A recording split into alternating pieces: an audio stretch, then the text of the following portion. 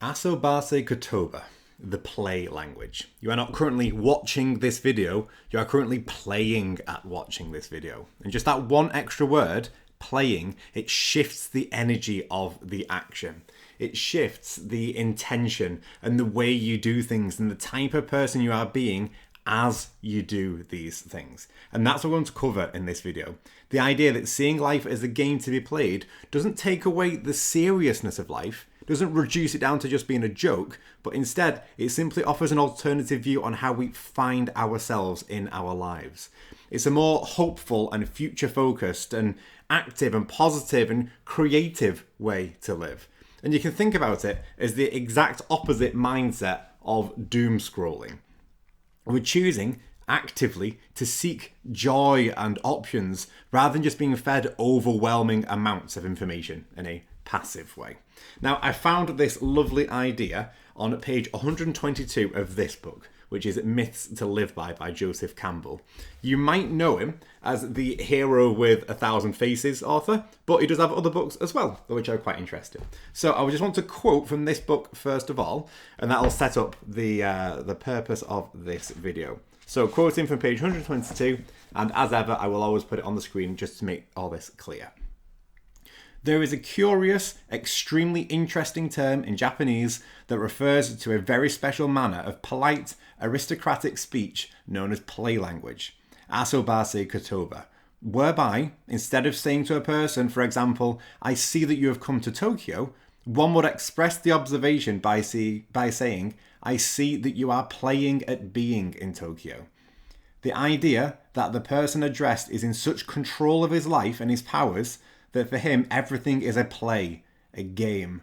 He is able to enter into life as one would enter into a game, freely and with ease. So that is going to set up this video.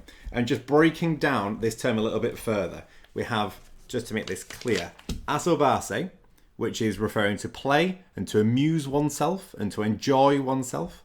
And we have Kotoba, which is referring to words and language and speech and expressions and a manner of speaking. So it's fairly self-explanatory as to how this translates roughly as play language for someone like Joseph Campbell. So I want the focus of this video to be more so on what to do with this idea rather than just focusing on the history of these terms though. So let's have a little look at what we can do about this. First things first, a little metaphor. So what I'm going to do is I'm going to place out some tiles on here and then we'll see how we can actually make this clear. Yes, I am using Catan tiles to make this point nice and clear, nice and obvious, and I will be completely changing the rules of Catan. So before you all start coming at me in the comments, I'm going to make it really clear now, this is just for a visual demonstration. So if you feel like life is happening to you right now, and it's feeling a little bit overwhelming, think about it as playing a board game. So we've got the character that you are being. We'll put you here at this point in time. And let's say the dice are going to be rolled over here. So the character has got no control over the numbers that are going to be cast. That's up to chance or for fate to decide. Now, I've got a very limited roommate, so I can't actually roll this. But let's just say that's the roll and we get a 7. So a 7 is rolled and the character acts accordingly. So he moves along. It's not in the spirit of the game to sit there and complain about why that should have been a 5 or a 9 or a 2. The dice was rolled and it was a 7. End of story. And if that results in a bad move for us in the game and it worsens our position, we don't sulk into a mood or a deep depression. We don't curse God for creating the board game. We accept the roll and we move on to the next round because we're able to detach ourselves from this little character. Now, if we're fully engrossed in the game and we're winning, then we might be fully in tune with this character and what the next steps might be, but it doesn't take much for us to be able to take that step back and to see the whole board game from a further distance and for what it actually is. To see that we are playing at being the character, that we are playing a game. And a fundamental shift needs to take place where winning and losing is seen as less important and less relevant than the spirit of play itself.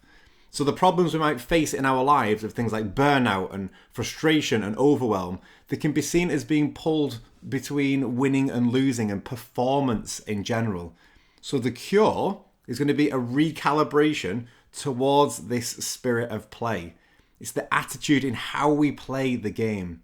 And just to make that really clear, it's how we play the game, not what any particular round of the game looks like.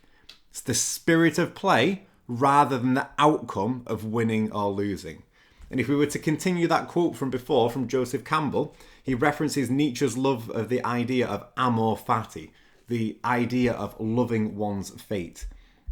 So whether it was a 7 or a 5 or a 9 that was rolled, it's the love of the game and the attitude of the player which dictates the spirit in which the evening passes.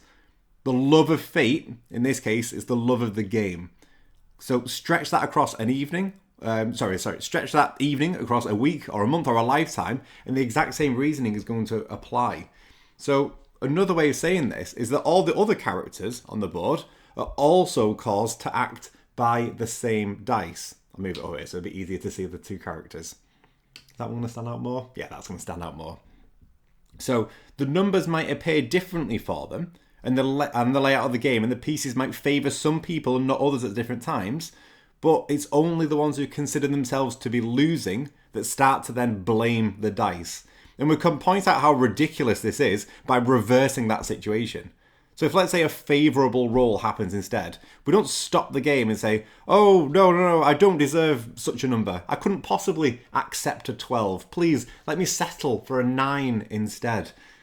It sounds ridiculous even just saying it out loud, because it's just such an obvious violation of understanding what a dice roll actually is. It is just chance. So these concepts of Amor Fati and Asobase Kotoba, they help us realise that if it's blatantly ridiculous to understand the dice rolls in one way, then it must be equally ridiculous to understand them in another way. It's the attitude towards the dice roll, it's the spirit of play, which is more important than the numbers that appear at any particular time. And in the same way, any particular game, regardless of winning or losing, that's irrelevant. We want to set ourselves up to be the type of person that is invited to play more games in the future. And that will involve, in the long run, more wins, and it's also going to bring about more losses as well. You don't only invite your friends over to play a board game based on their previous win-loss ratio. You invite them over because of the spirit that they bring to the place. And there's another lovely little quote from Seneca this time, again from the same book, same section. The fates lead him who will, and him who won't, they drag. And I love that. I love the brutality and the simplicity of it. So, in other words, in the ancient mindset, it doesn't matter what your opinion on the fates actually are, you're going to live according to their plan anyway. So you can either refuse the plan and live miserably, but still in accordance with it, or find a way to actually enjoy that ride.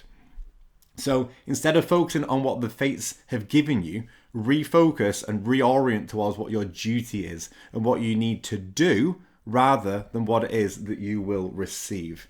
And I talk a lot in the classroom about Abraham Maslow and self-actualization. And that's a key part of that psychology as well. It's enjoying the process of genuinely being of service to others, because that's an intrinsically rewarding and fulfilling experience. Like, within limits and to a healthy degree, focus more on what it is that you can do for others, and you'll naturally lead a more fulfilling life than if you just focus on purely what you would receive, even if outwardly it looks like exactly the same thing. And there's another lovely little quote as well. This time it's going to be from Lord Krishna in the Bhagavad Gita. So chapter 2, verse 47. You have a right to perform your prescribed duties, but you are not entitled to the fruits of your actions. Or again, as it appears in the myth to live by, to the work alone are you entitled, never to its fruit. So all of these quotes and all of these ideas, they point towards the idea that life is more so an art than it is a science.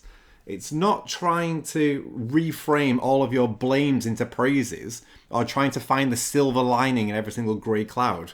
And that might work for some time, but it does become pretty clear after a while that all we're doing essentially is tricking ourselves into just seeing the positive and ignoring the negative. But we can blatantly see the negative, even if we pretend not to do so. So this deception, it's not going to take us very far in the long run. So praise and blame are defined by each other, and they're too closely related. So it's a false choice just to pick one over the other. So instead, what we need to try to do is to bypass this praise-blame aspect altogether. So just like when you're playing a board game, we don't praise or blame the character or the dice. We just embrace the experience of the game while it lasts.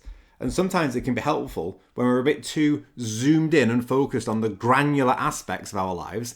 It can be helpful to zoom back out and to see that bigger picture. What is the spirit that we are taking towards life itself rather than any particular aspect of life?